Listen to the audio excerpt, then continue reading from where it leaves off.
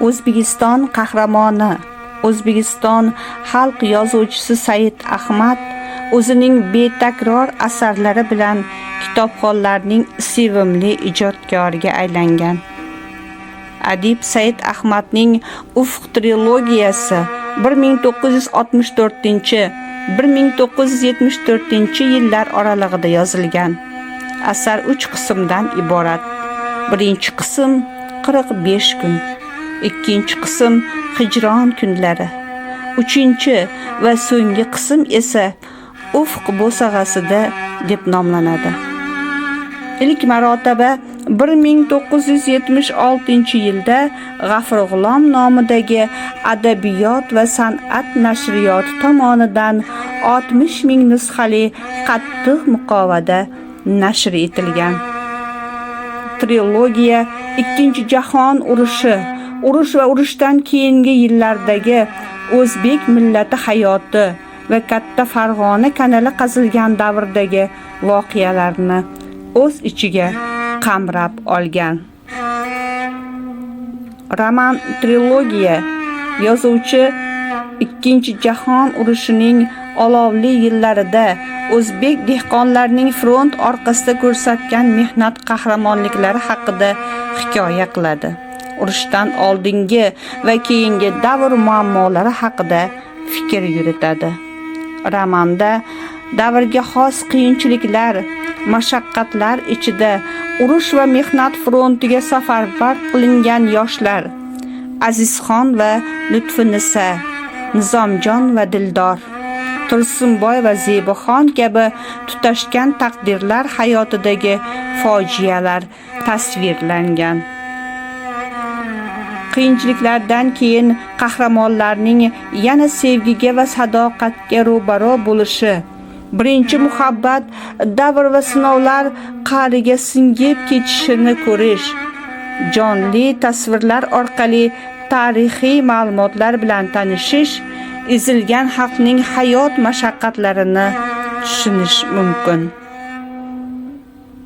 Qochoq deb shartli nomlangan parcha romanning Hijron kunlarida deb ataluvchi ikkinchi kitobidan olingan.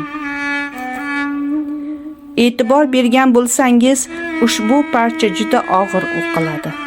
Aniqrog'i, uni o'qish emas, his qilish og'ir. Urush qahramoni Ikromjon Usmonov frontdan bir oyog'idan ayrilib qaytib keladi. Ortidan unga berib ulgurilmagan ordeni ham tantanali topshiriladi. Bundan ruhlangan Ikromjon va uning rafiqasi Jannat xola barcha bilan barobar mehnat qiladilar. Biroq ular hayotida falokat yuz beradi. Ularning yer va ko'kka ishonmay o'stirgan yolg'iz o'g'illari Tursunboy urushga ketayotib qochadi. Ularning yuzini yerga qaratadi.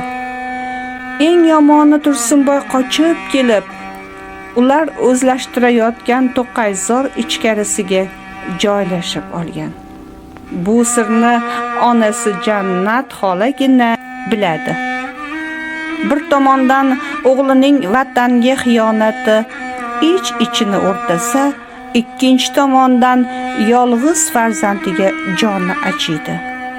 Qochoq o'g'lini boqish, uni kishilar ko'zdan yashirish bilan ovora bo'lib, tilga siqilgan mushtipar ona kasallanib qolib vafot etadi.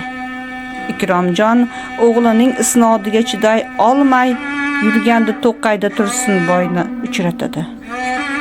Ota va bola o'rtasida jiddiy to'qnashuv bo'lib o'tadi. Ikromjon o'g'lini el yurt oldida uzr so'ratmoqchi, diliga insof solmoqchi bo'ladi. Biroq nobakor o'g'il ko'nmaydi. Ota qo'lidan qochib ketadi.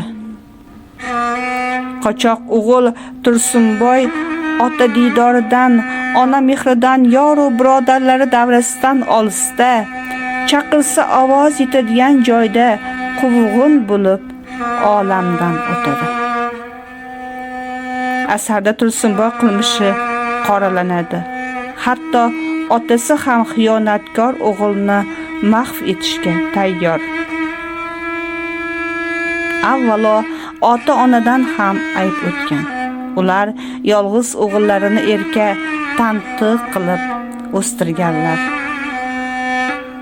O'g'il esa ularni el-yurt orasida sharmsor qiladi.